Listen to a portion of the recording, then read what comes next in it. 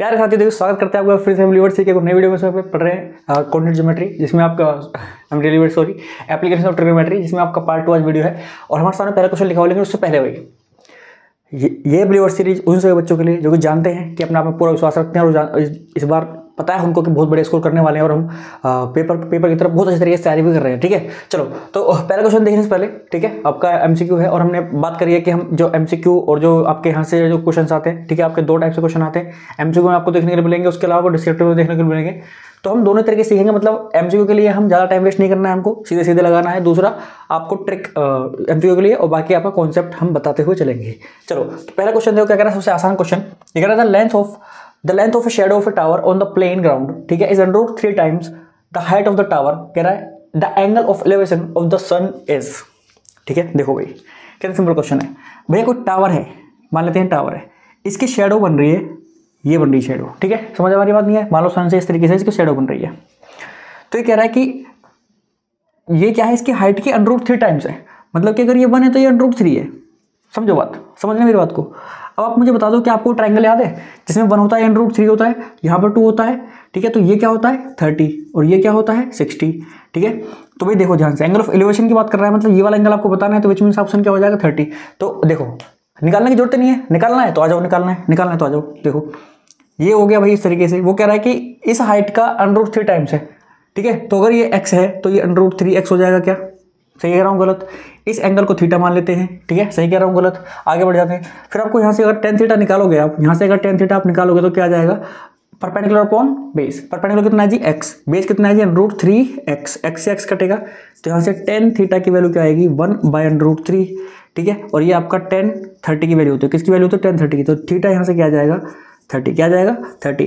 तो देखो या तो आप ऐसे टाइम वेस्ट कर लो, ठीक है, या फिर आप ऐसे सेकंडों में आंसर निकालो इस तरीके से।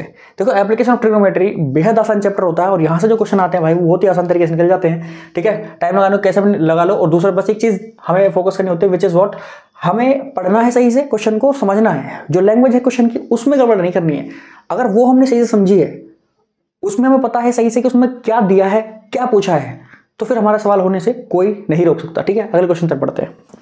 देखो सेकंड क्वेश्चन क्या कह रहा है, ये कह रहा है कि a kite is flying at a height of 45 metre above the ground. ठीक है, फिर कह रहा है कि the string attach to the kite, ठीक है, is temporarily tied to a point on the ground. फिर कह रहा है inclination of the string with the ground is 60 degree. और कह रहा है find the length of the string assuming that there is no slack in the string. देखो वो दे या ना दे, आपको मान के चलना है कि जो स्ट्रिंग है बिल्कुल स्ट्रेट है, वो उसमें कोई स्लैक नहीं है, कोई कर्व नहीं है। ठीक है, चलो अब देखो मेरे बात ध्यान सुनो भाई, हमारी सिचुएशन दी गई है ना। देखो मेरी बात सुनो, ये क्वेश्चन सेकंडों में हो जाएगा। मैं अगर तुम्हें बताऊं 45 मीटर ऊपर है, 60 डिग्री का एंगल है, तो बनेगा कौन सा ट्रायंगल, वो 90। इसका आंसर आएगा 90/√3। ठीक है, क्या आएगा 90/√3 आएगा। देखो ये मैंने बिना पेन लगा निकाल लिया है, मैं बताता हूँ कैसे निकाला है, समझो मेरी बात को। अब पहले हम समझते हैं सिचुएशन को। उसने बोला कि काइट है जी, ये है मान लो काइट, ये उड़ रही है ऊपर, कहाँ 45 मीटर अबव द ग्राउंड।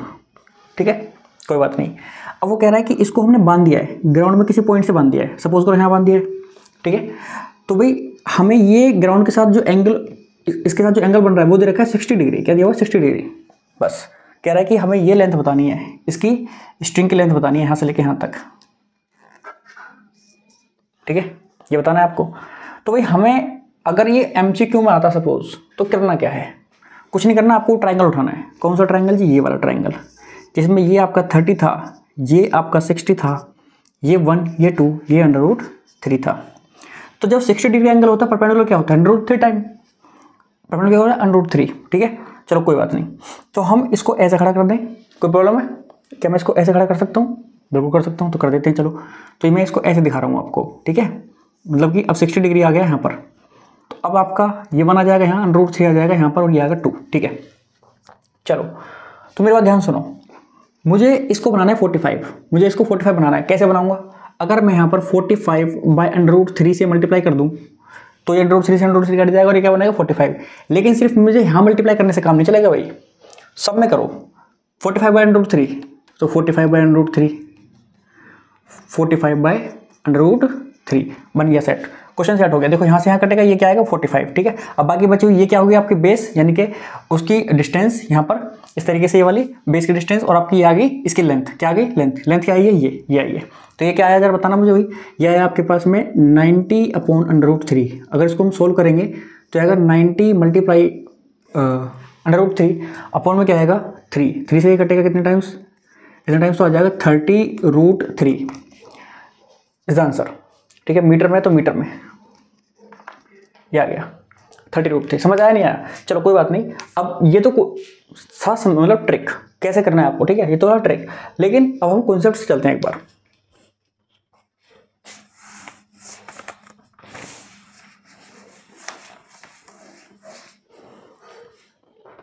चलो भाई, तो यहाँ तक क्वेश्चन तो करने पड़ेगा आपको। ये आपका 45 मीटर ऊपर है, इस तरीके से हमसे कह रहा है निकालो जी, कोई बात नहीं। चलो बहुत अच्छे, क्वेश्चन आपका सेट है। ये हम मान लेते हैं ये आपका ABC ये ट्राइंगल है, तो चलते हैं इन ट्राइंगल ABC, ठीक है। हम ट्राइंगल ABC में चल रहे हैं। यहाँ पे आपको पता है कि ये परपेंडिकुलर है और हमसे हाइपोटेनस पूछिए। इस बार क्या पूछिए, हाइपोटेनस। सो वो किस में होता है भाई, परपेंडिकुलर अपॉन हाइपोटेनस होता है साइन में और कोसेक में। तो कोसेक को छोड़ो, साइन की बात करते हैं। तो यहाँ से अगर मैं sin 60 लिखूँ तो क्या आ जाएगा, परपेंडिकुलर यानी कि AB बाय हाइपोटेनस यानी कि AC, सही कह रहा हूँ। चलो अब हमें इसकी वैल्यू तो पता है भाई √3/2 होती है, नहीं तो ट्राइंगल याद करो, वहाँ से उसकी वैल्यू निकल जाती है। चलो AB आपके पास है 45 अपॉन में AC। अब जब आप क्रॉस मल्टीप्लाई करोगे तो आपको पता है कि भाई AC जाएगा इधर और √3 आ जाएगा नीचे और 2 आ जाएगा इधर, ठीक है। ये इधर जाएंगे कुछ चीज़ें यहाँ की, कुछ चीज़ें यहाँ की इधर जाएंगी, ठीक है। तो यहाँ से क्या मिलेगा मुझे मिलेगा AC is equals to 45 × 2 upon में √3 यहाँ पर, फिर आ जाएगा 90/√3, तो वही आया। फिर आप इसको सोल्व करेंगे, आगे रैशनलाइजेशन करोगे, फिर आपका ऊपर आ जाएगा मल्टीप्लाई में √3, नीचे आ जाएगा 3 √3 से ऊपर नीचे आपने क्या करा है मल्टीप्लाई। तो यहाँ पे इस तरीके से आपका 30√3 आ जाएगा, विच मीन्स यहाँ से आपका आंसर आया 30√3, ठीक है। तो ये आपका है AC मीटर में। तो भाई ये आपकी लेंथ है, किसकी, स्ट्रिंग की लेंथ है, किसकी लेंथ है, स्ट्रिंग की। तो देखो बिल्कुल क्लियर है, क्वेश्चन कितना ही बड़ा हो, लेकिन अगर उसको समझ लिया है हमने, हमें पता चल गया है कि क्वेश्चन में क्या गिवन है, क्या हमसे पूछा गया है, तो फिर इस तरीके से बहुत आसान बनेगा क्वेश्चन, ठीक है। अब देखो ये हमारा थोड़ा सा इस तरीके से आपको पेपर के अंदर करना है, लेकिन अगर MCQ में आता है देखो तो भाई बहुत ही सिंपल हो जाना चाहिए, फिर तो चुटकी बजाओ और आंसर आना चाहिए, ठीक है। अगले क्वेश्चन तरफ पढ़ते हैं।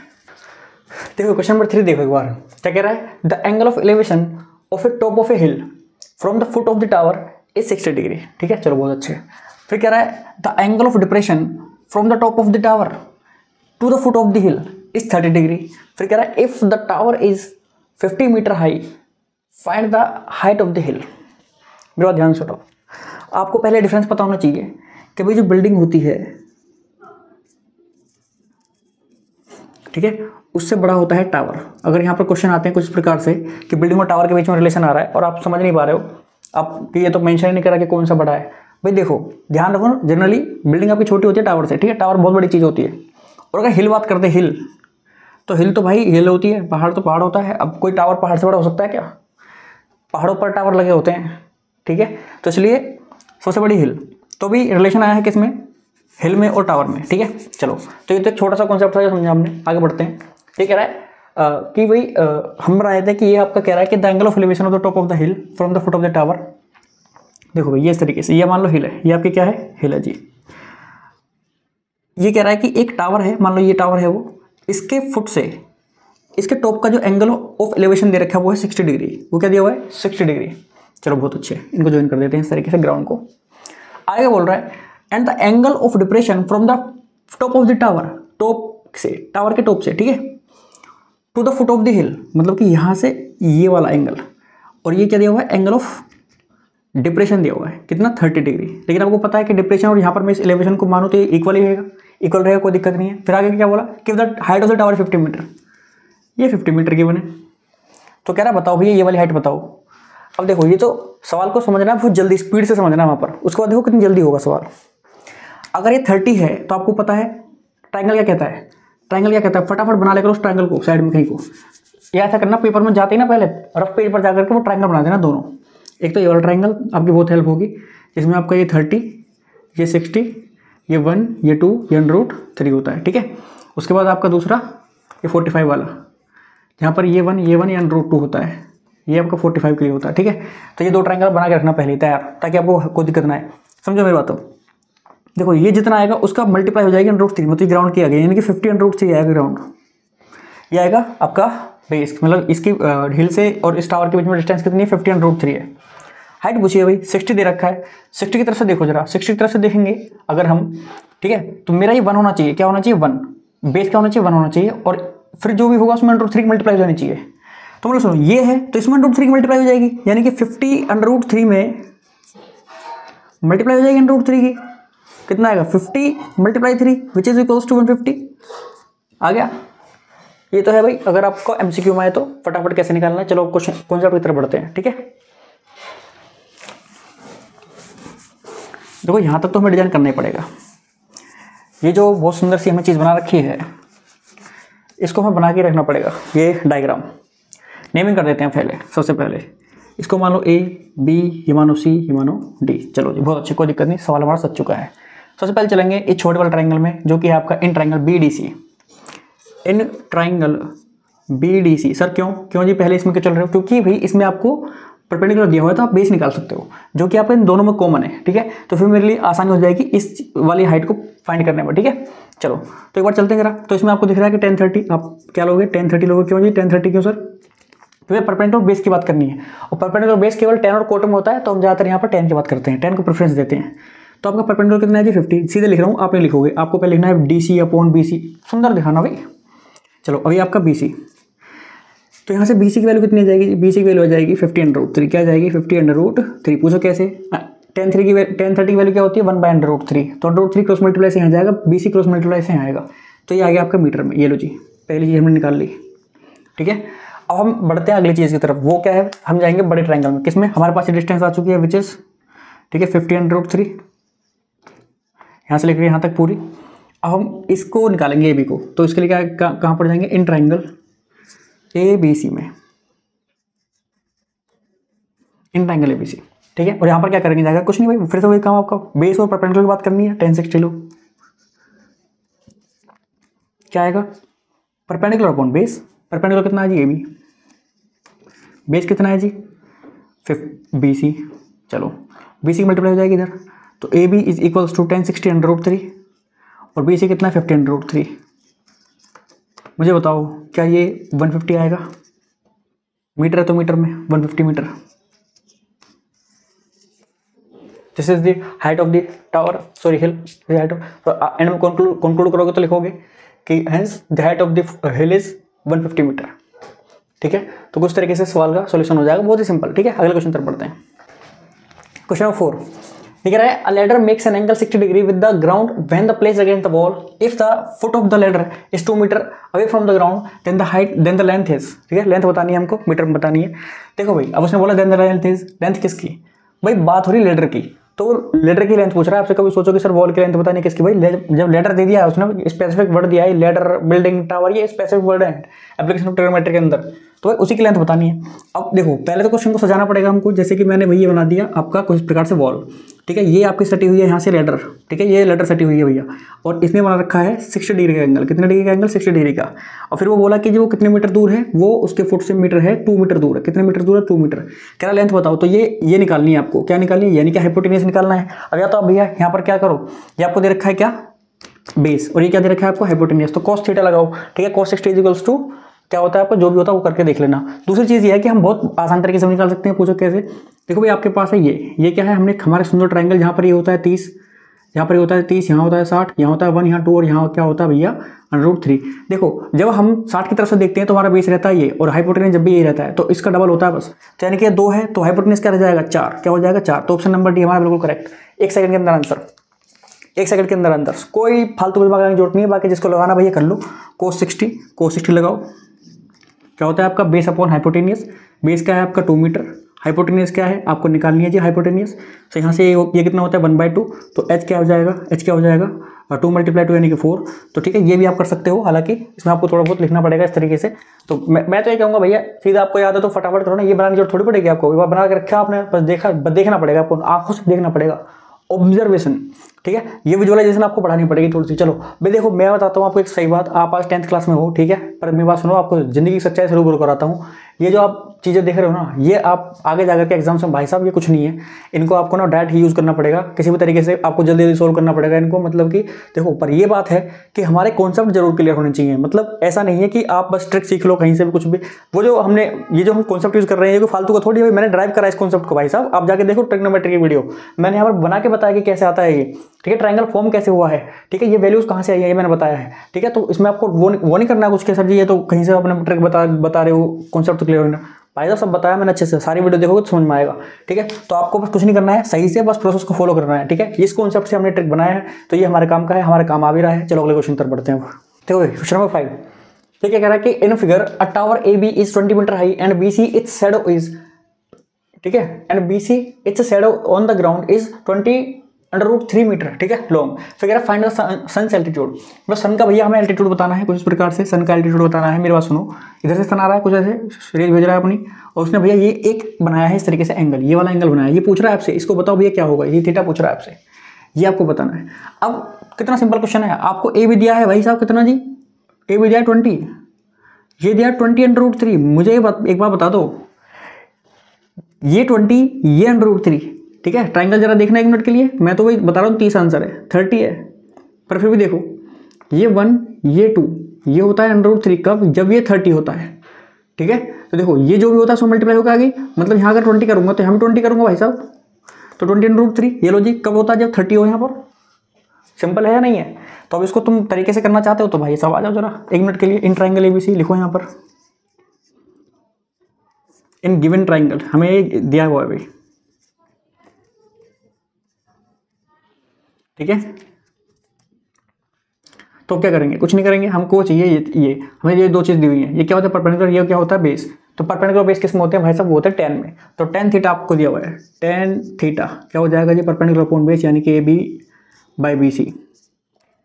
तो ये tan थीटा ये हो जाएगा, AB आपका 20, नीचे आएगा 20√3, इससे ये कटेगा, तो यहाँ से tan थीटा की वैल्यू आएगी 1/√3,